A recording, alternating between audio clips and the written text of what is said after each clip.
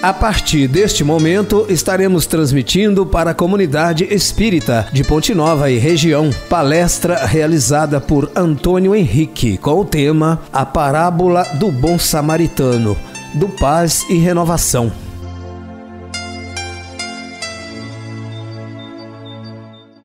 Meus irmãos, minhas irmãs, que a paz e o amor de Jesus seja conosco. Hoje nós trouxemos para nossa reflexão a parábola do bom samaritano, que está em Lucas capítulo 10, versículo 25 e demais. É uma passagem muito boa, de um ensinamento muito profundo, que nos leva a uma reflexão com relação à prática dos ensinamentos de Jesus. Narra-nos Lucas que um certo doutor da lei pergunta a Jesus para o tentá-lo sobre o que ele deve fazer para alcançar a vida eterna. E Jesus lhe responde: o que é que está escrito na lei? O que lês tu nela?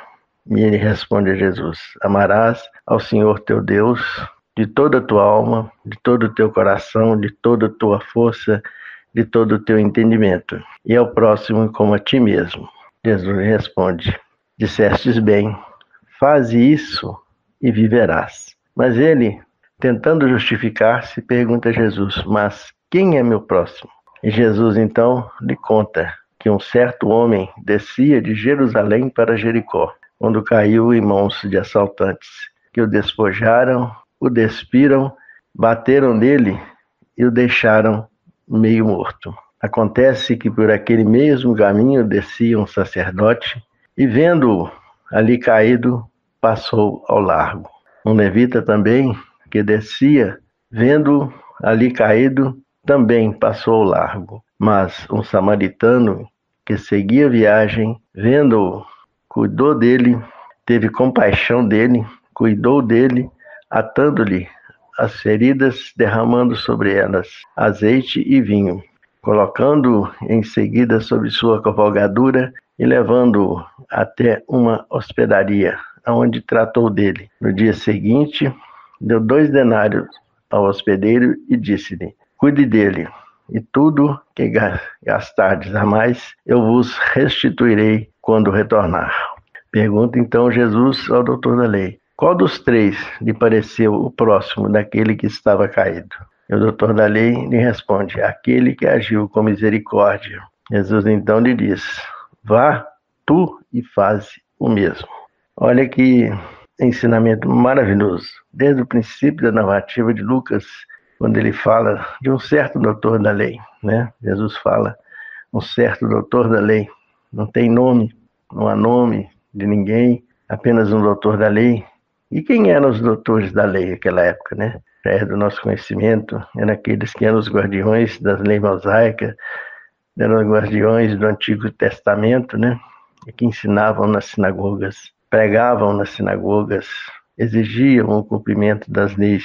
E então, que ensinamento podemos tirar dessa primeira parte? Desse questionamento que o doutor da lei, um homem de conhecimento, faz a Jesus. Primeiro, né, tentando testá-lo, para ver, né? A gente pode entender assim.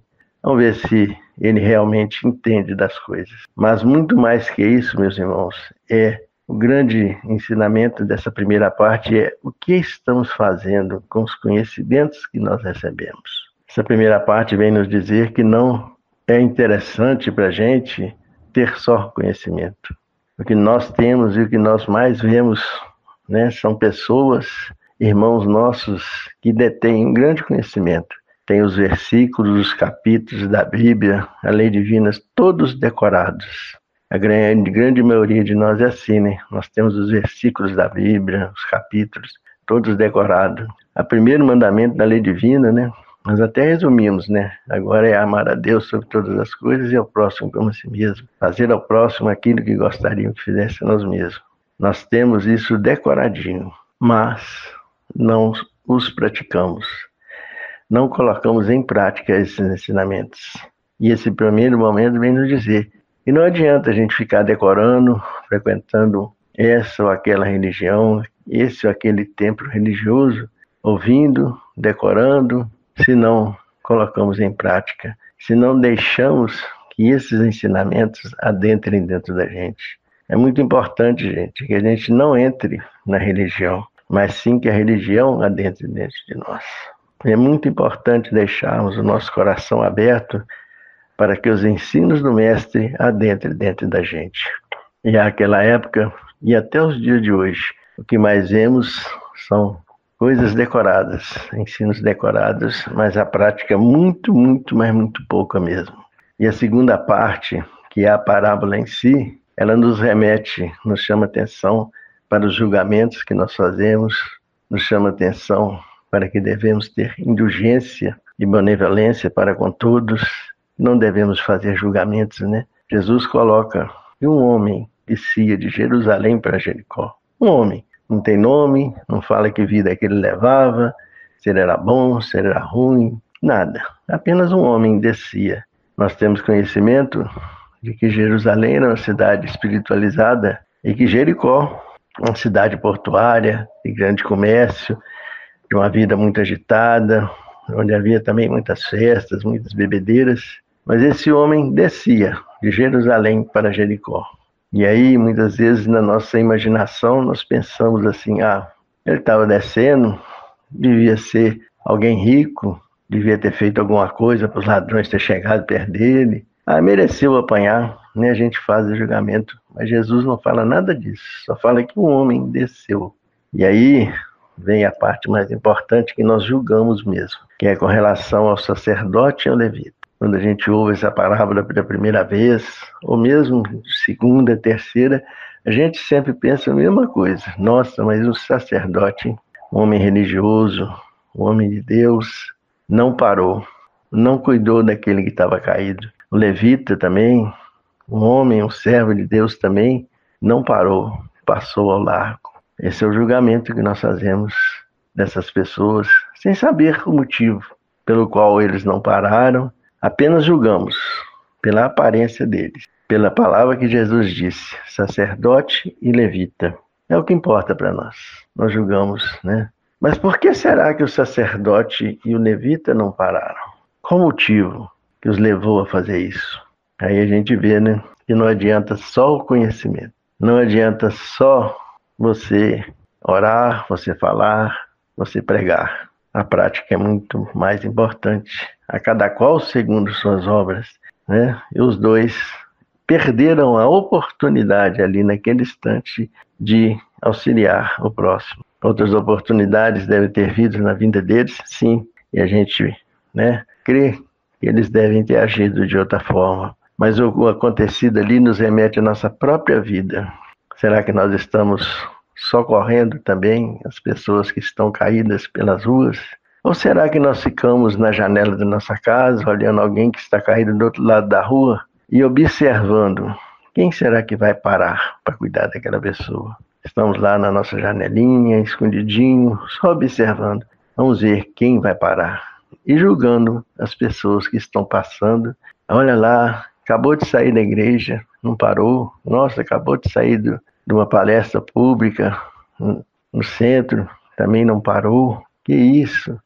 Mas continuamos lá, nós que nos julgamos superiores, que nos julgamos melhores que os outros, quietinho na nossa janela observando. Mas aí Jesus coloca um samaritano que seguia a viagem. Olha que interessante, o samaritano não descia, ele estava seguindo viagem. E quem eram os samaritanos àquela época, meus irmãos?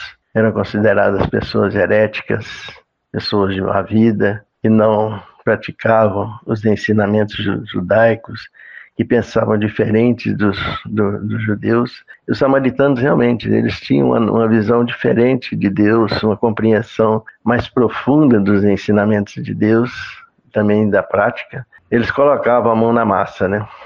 Eles não só ficavam orando nos templos, mas eles praticavam. E isso incomodava muito aos escribas, aos fariseus, aos judaicos, né?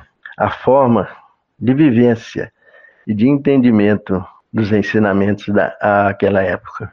Como é nos dias de hoje, né? A gente questiona muito os ensinamentos de determinadas agremiações religiosas, fica criticando, faz críticas a essa ou aquela religião, né? Ainda estamos vivendo essa época de uma forma mais moderna, mas ainda vivemos essa época das críticas e do afastamento de determinadas pessoas que não pensam como a gente em termos religiosos, nos esquecendo que não há necessidade nenhuma da gente frequentar religião nenhuma, e sim conosco mesmo, interiorizando tudo que a gente lê a respeito de Jesus e colocando em prática. Quando as pessoas a gente vê por aí que não frequentam casas religiosas nenhuma e fazem coisas muito melhores do que nós. Mas aquele samaritano, ele seguia a viagem, olha que interessante. Ele seguia a viagem, ele interrompe a sua viagem para cuidar daquele irmão que está caído. Ele cuida dele, cuida das suas feridas, coloca aquele homem sobre seu cavalo e leva-o para uma hospedaria. Quanto tempo será que aquele irmão andou com aquele rapaz ferido em cima do seu cavalo? Ele desce do conforto do seu cavalo, coloca aquela pessoa que ele não conhece, que ele nunca tinha visto, e segue a pé, levando aquele ferido. Quanto tempo será que ele andou? 1 hora, 2 horas, 10 quilômetros, 1 quilômetro? A gente não tem essa noção, né? A gente não para pensar sobre isso. Ele interrompeu o que ia fazer para cuidar do próximo. Muitas vezes nós não temos tempo para auxiliar o irmão. Na nossa vida corrida, nós não temos tempo para cuidar do nosso irmão.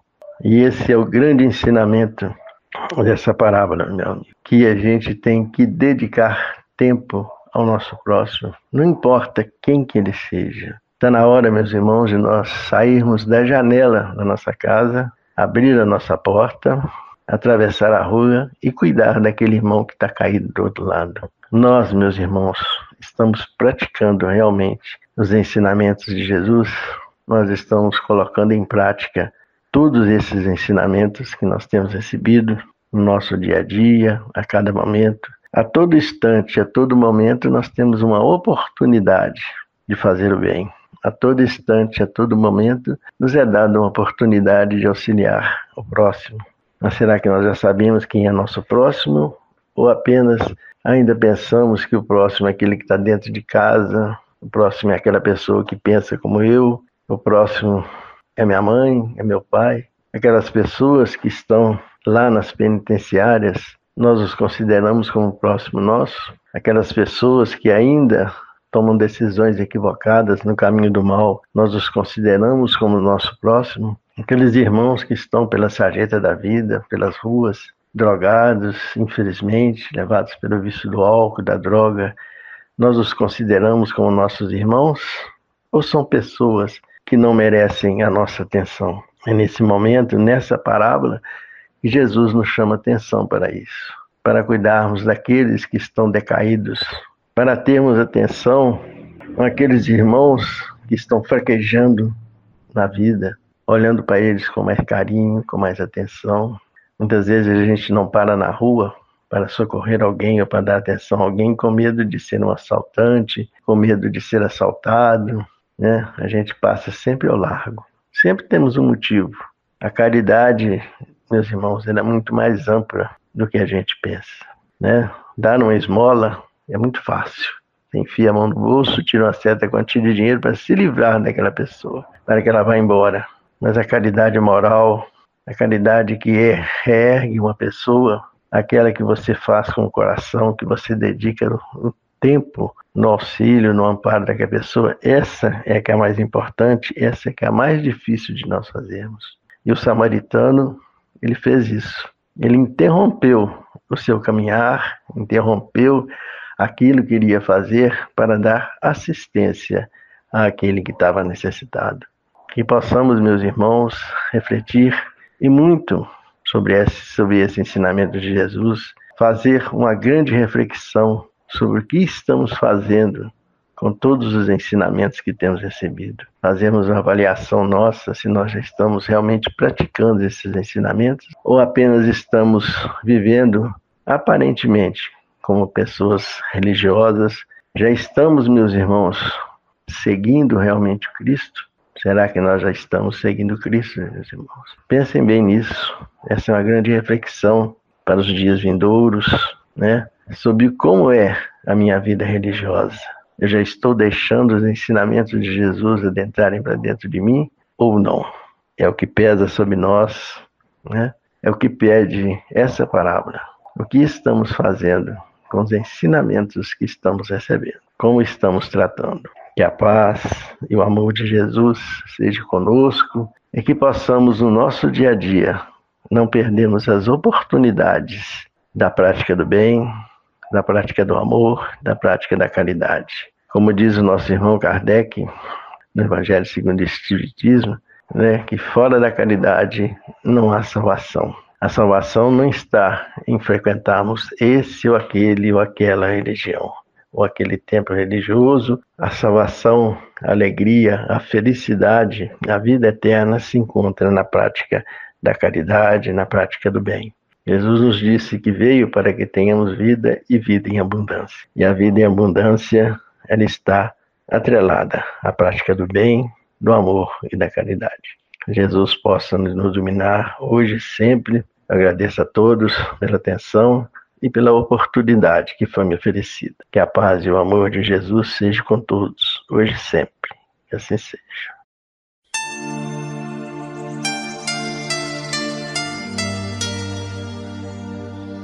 Termina aqui a palestra do Paz e Renovação. Boa noite.